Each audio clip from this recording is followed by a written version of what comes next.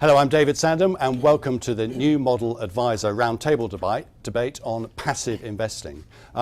Gentlemen, we're facing a revolution in investing, aren't we? The growth of passive investing has been one of the most important developments over the last few years. Can I ask which advisors here have started using passive over the last few years?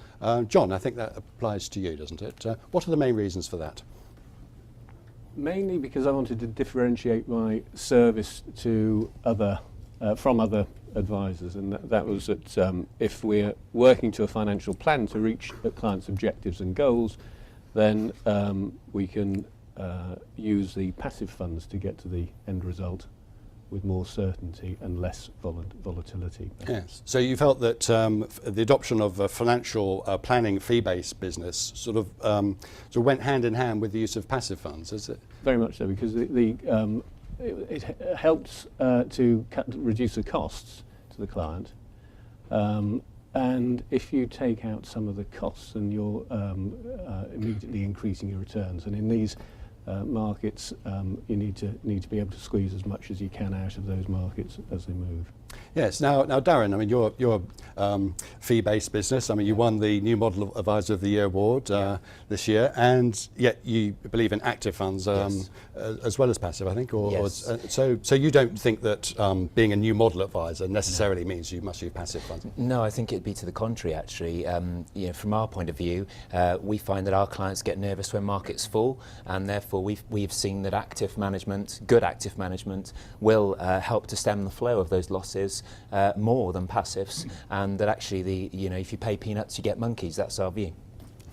And who else here thinks that? Les, now you use passive funds, don't you? When did you start using passive? Probably about 4 or 5 years ago. Okay, what were the main reasons?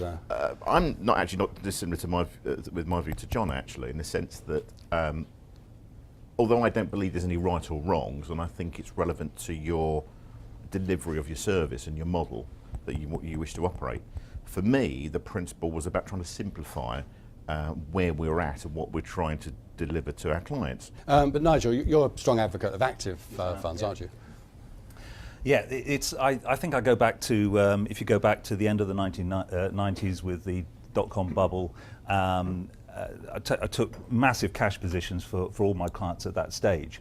I don't know what you do in a passive. I mean, an index fund, that's tracking the index. What do you take everyone out of the index? I did very well out of investing in equity income fund managers at that stage. Neil Woodford, Bill Mott at Credit Suisse, as he was then, and I don't see any reason to change that strategy now.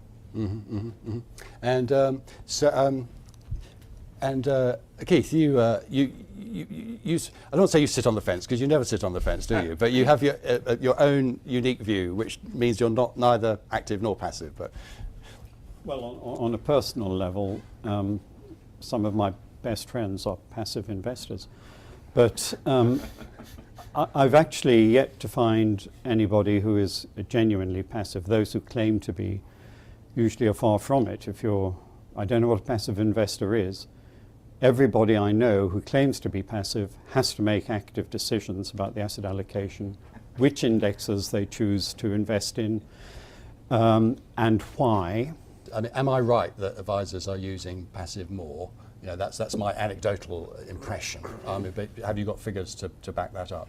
Yeah, absolutely. I think over the past couple of years, what you've seen is about a 1% shift from active management to index fund management. It's currently growing at around about 10% a year in terms of mutual fund investment into index funds. So it's a 1% shift from essentially, a couple of years ago you'd be looking at overall assets of index funds being about 6% of overall assets under management, and now it's just over 8%. Simon or Dan, I think I'm right in saying that LGIM is in the process of reducing your costs on your passive range. What are you doing to save costs to enable you to do that? Well, LNG Investments, which is separate to LGIM, with a retail face of LGIM essentially, we've just reduced our fees, so we've got 15 basis points charged for single country and regional funds and 25 basis points for global funds.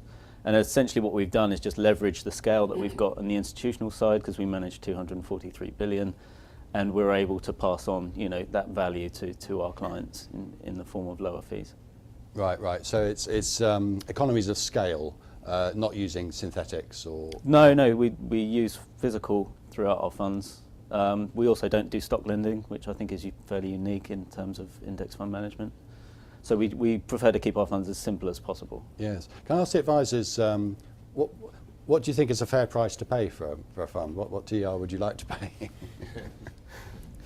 As little as possible. But with pure index tracking, particularly, legal and general funds are a good example of this, where what the product is simply going to try and track an index. They do it with a very low tracking error, very low cost. So you'd expect low cost for that fund. Some passive strategies are not as simple as tracking indexes. So if there's additional filters and strategies within a fund, that you would maybe expect to pay a little bit more. So it depends what you're looking for.